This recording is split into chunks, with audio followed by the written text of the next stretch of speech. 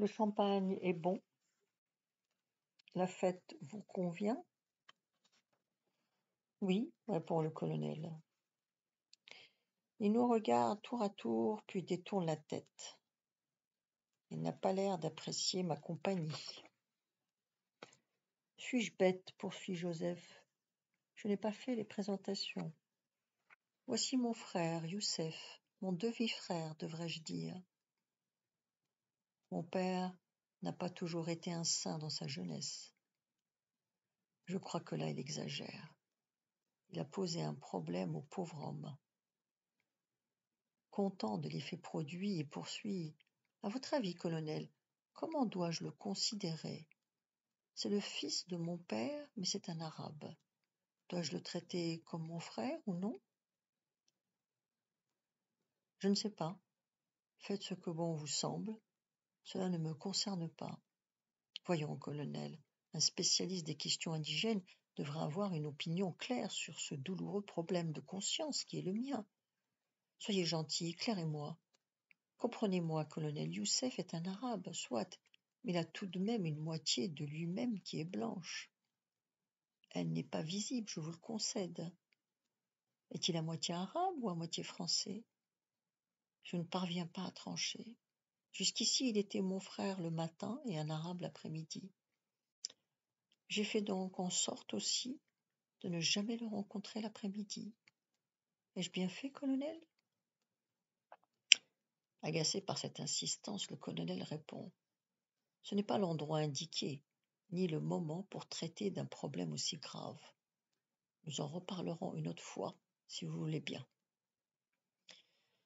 Madame, je vous en prie, usez de votre influence auprès de votre mari. J'ai besoin de savoir s'il doit quitter ou non la cave que nous avons aménagée pour lui. Cessez de nous importuner, lui dit la femme. Mon mari n'a pas l'intention de vous répondre, et moi non plus. Dommage. Quel gâchis pour son avenir. Au revoir, colonel. Dormez bien. Joseph a décidé de faire le tour des invités et de leur soumettre son cruel dilemme. Peu de personnes apprécient. Certains trouvent la provocation un peu grossière à leur goût, et à plusieurs reprises l'incident diplomatique est évité de justesse. Joseph n'a aucun complexe ni aucun scrupule. Il me traîne malgré moi devant le chef des chrétiens. Cela ne se fait pas d'importuner un homme du livre. Monseigneur, je souhaite vous soumettre un drame qui nuit à la tranquillité et au repos de mon âme.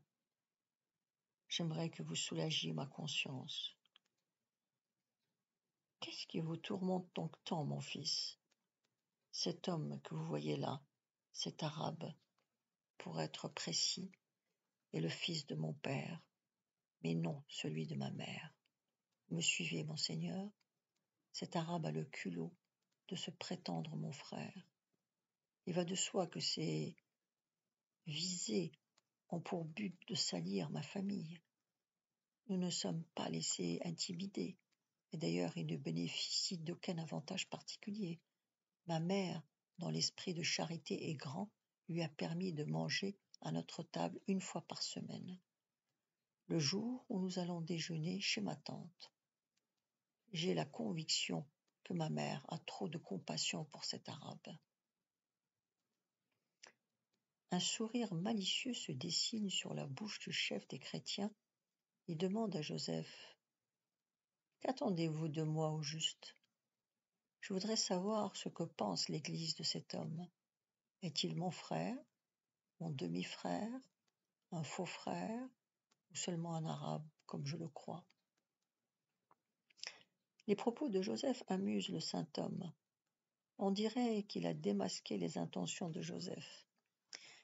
Si je comprends bien, mon fils, vous voulez savoir quel lien de parenté vous unit à cet homme, et enfin, si un arabe a les caractéristiques d'un être humain. Êtes-vous croyant, mon fils? Pas autant que je le souhaiterais, monseigneur. On essaiera de faire avec. Notre religion est la révélation de la parole de Dieu. Dieu a créé l'homme à son image. Personne n'a eu le bonheur de voir son visage.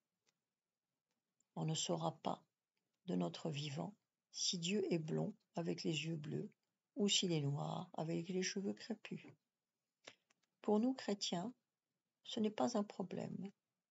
Je dirais même que c'est là un détail sordide qui ne mérite pas d'être étudié. Dans son infinie bonté, Dieu a créé les hommes pour qu'ils vivent égaux, en sachant que chacun d'entre eux sera unique, c'est-à-dire différent de son prochain. Par ailleurs, chaque homme ressemble à Dieu parce que Dieu est Dieu, parce qu'il est le Créateur. À ses yeux, nous sommes tous frères. Il ne fait aucune distinction de caractère racial entre nous. Nous sommes ses enfants et il est notre Père à tous. Cet homme n'a donc nul besoin d'être le fils de votre Père pour se prétendre votre frère. Par la volonté de Dieu, il est votre frère et vous devez le considérer comme tel. Joseph accuse le coup.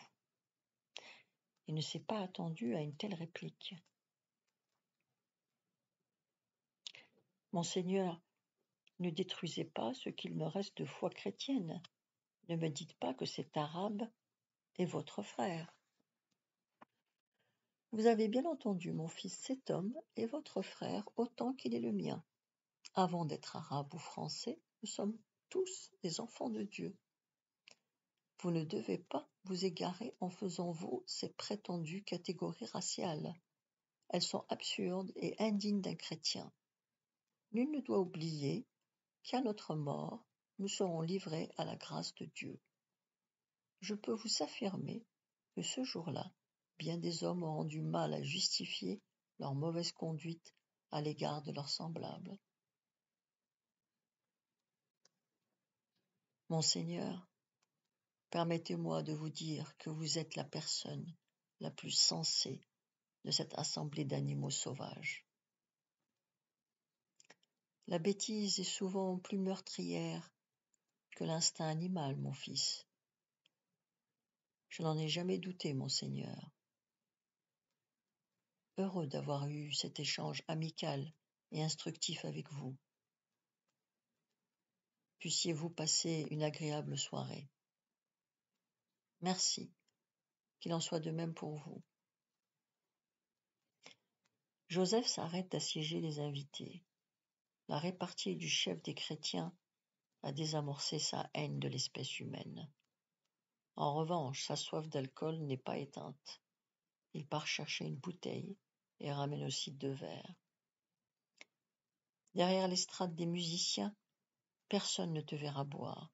Suis-moi, on va faire un sort à la bouteille de l'homme des cavernes. Les vers se suivent et ne se ressemblent pas. Les vues de Joseph sur la jolie blonde se font de plus en plus précises. De temps à autre, il jette un œil dans sa direction. À en juger par les regards complices qu'elle lui tend, il est évident que Joseph ne m'a pas tout confessé. Rien à faire, me dit-il, ses parents ne la quittent pas d'une semelle. Il faudrait trouver une vache malade, ça résoudrait le problème. Une vache malade? Oui, son père pourrait s'exercer à la charcuterie. Il adore cela. Tu connais un endroit tranquille? Dans la maison? Je ne sais pas. Je n'y suis jamais entrée. Mais la grange doit être vide. C'est parfait. J'attendrai la fin du repas et j'irai la voir. Dis-moi, Youssef, la nuit dernière, tu as fait ton affaire avec Nejma, n'est-ce pas? Je ne sais pas que lui répondre. Sa question m'a pris de court. Si c'est vrai, tu n'as rien à te reprocher, cela va de soi. Tu le savais ou tu t'en doutais seulement? Je m'en doutais. Et hier soir, durant le repas, vous vous jetiez des regards enflammés. Tu es un petit malin, Youssef. Je t'arrangerai un rendez-vous pour ce soir, si tu le veux bien. Monsieur Marcel crie.